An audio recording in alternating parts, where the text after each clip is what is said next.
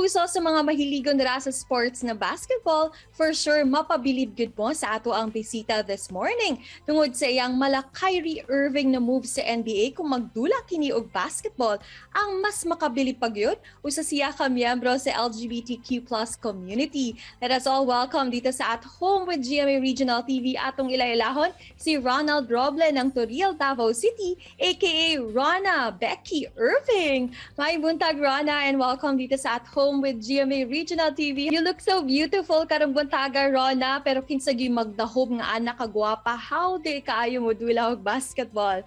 Pero Rona, how old were you ba when you discovered nga aduna kay passion ani sa pagdula og basketball, and mao ba gyud ni ang imuhang favorite na sport? Bata pa pud ko, mao na jud akong kaibigan mag-basketball when I was 10 to 15 years old. So mahilig ako mag-basketball, like mga bola talaga, yung mga billiards, yung mga ball, yung mga volleyball. Mahilig talaga ako mag-basketball, yung mga ganun. Bata pag ay ka, na-expose na ka sa buong sports man ang howd na kaayo ka karon. And Rona, nasayran pod na mo nga mao kini ang imong ginakalingawan karon because nagahunong na pud ka sa imong pag-eskwela. But apart from playing basketball, aduna pa bay laing mga ginakalingawan si Rona? Magdulag volleyball, like banding with my family, then sometimes online selling.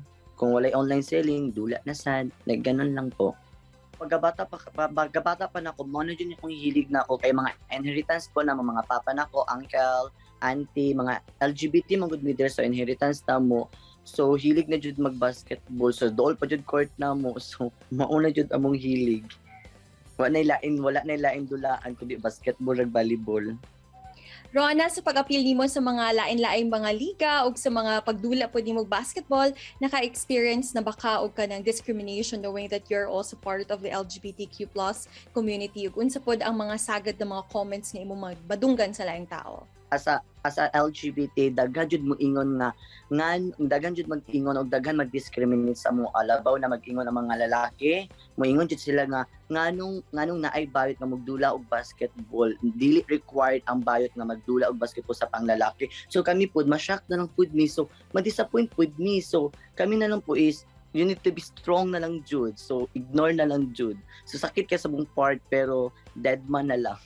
Paunsa sab nimo kini gina-handle and ginaunsa po nimo pag-prove nga dili lang panglalaki ang sports na basketball?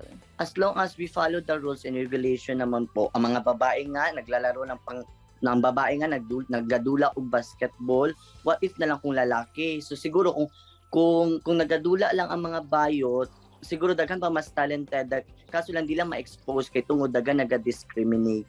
So mao to siya. Wow, saludo gayud kami nimo, Rona, og imo gyud gipamatud-an nga wala gyud sayop sa pagdula og basketball and dapat good sport lang dapat.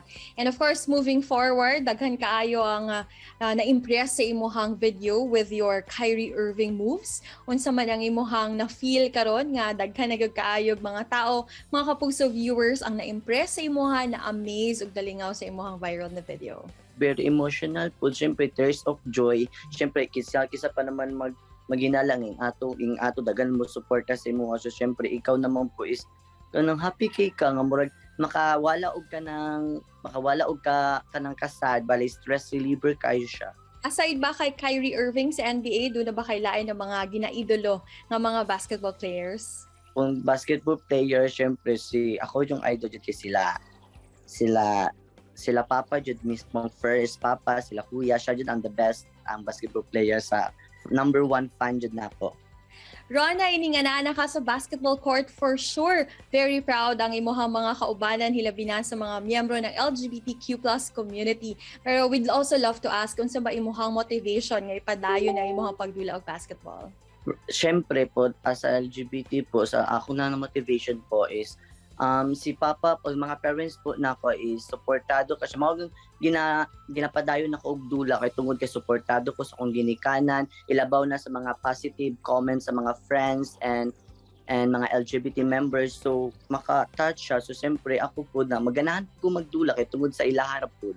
Lastly, Rona, unsa imuhang mensahe sa atong mga kapuso hilabi na sa mga kaubanan pod nimo miyembro sa LGBTQ+ community ug sa uban natong mga kapuso na in one way or another naka-experience pod og discrimination? Go ahead, Rona.